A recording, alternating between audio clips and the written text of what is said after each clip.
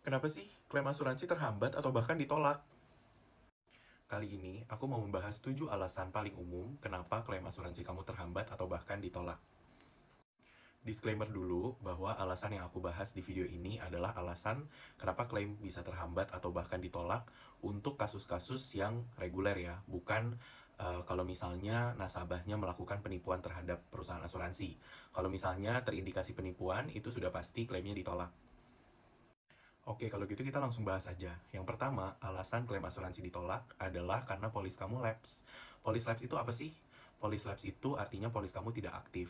Biasanya alasan polis kamu tidak aktif itu karena tidak membayarkan premi. Atau bisa jadi kalau misalnya premi kamu dibayar dengan metode auto debit, ternyata ada kegagalan debat premi. Jadi itu membuat polis kamu lapse atau tidak aktif. Alasan yang kedua bisa jadi karena kondisi yang mau kamu klaim itu tidak sesuai dengan program yang kamu beli. Contohnya, kamu misalnya dirawat di rumah sakit karena penyakit tipes. Tapi plan kamu plan kondisi kritis, sehingga tidak sesuai. Jadi itu nggak bisa diklaim. Yang ketiga, bisa jadi kondisi yang kamu alami, yang mau kamu klaim itu masih dalam masa tunggu. Jadi dalam beberapa produk, terutama produk-produk kesehatan, itu ada yang namanya masa tunggu. Biasanya masa tunggu itu beragam, dari 3 bulan, 6 bulan, atau bahkan 1 tahun. Nah, kalau kamu klaimnya masih di dalam masa tunggu, kemungkinan besar memang klaim kamu tidak akan di-approve, karena itu sudah perjanjian dari awal ketika kamu bikin polis. Yang keempat adalah bisa jadi mungkin kamu salah satu nasabah yang terkena substandard.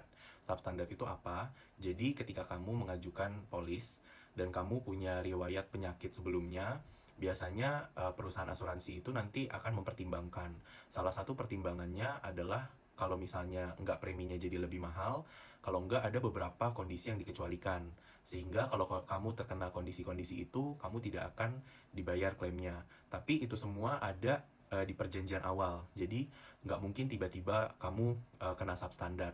Substandard itu adalah perjanjian antara perusahaan asuransi dan kamu juga. Jadi uh, sebelum polisnya di-approve, nanti kalau memang kamu kena substandard, itu kamu harus mengisi form persetujuan bahwa kamu setuju pengajuan polis ini tetap dijalankan, tetapi kondisi-kondisi tertentu itu tidak bisa diklaim. Jadi itu nanti komunikasinya adalah antara kamu dengan perusahaan melalui agennya. Kemungkinan yang kelima bahwa klaim kamu terhambat adalah bisa jadi karena dokumennya belum lengkap. Jadi aku mengibaratkan gini, kalau kita mau pengajuan sesuatu, entah misalnya kita mau buat paspor, ternyata ada dokumen yang belum lengkap. Nah pasti kan pengajuan paspornya nggak bisa diproses dong. Itu sama, pengajuan klaim pun begitu. Ketika ada dokumen yang belum lengkap, itu belum bisa di-approve, belum bisa kita proses pengajuannya. Alasan yang keenam, kenapa klaim kamu bisa ditolak, itu kita menyebutnya kasus non-disclosure. Kasus non-disclosure itu apa sih? Nah, kasus non-disclosure itu adalah kondisi ketika nasabah memiliki situasi medis yang tidak dia akui ketika pengajuan polis. Nah, perusahaan asuransi itu kan terhubung dengan banyak rumah sakit, dengan banyak eh, badan-badan medis, sehingga mereka bisa detect nasabah ini itu punya riwayat apa saja. Nah, kalau misalnya nasabah itu punya riwayat penyakit dan tidak diakui ketika pengajuan polis, lalu saat klaim ternyata ditemukan oleh perusahaan asuransi, kemungkinan besar klaimnya tidak dibayar karena di situ terdapat kecurangan. Karena kan saat pengajuan itu perusahaan asuransi akan melihat profil resiko nasabah ini. Ketika ada kondisi-kondisi yang tidak diakui, itu akan mempengaruhi penilaian perusahaan asuransi terhadap si nasabah, sehingga dalam kondisi ini kemungkinan besar klaimnya tidak disetujui.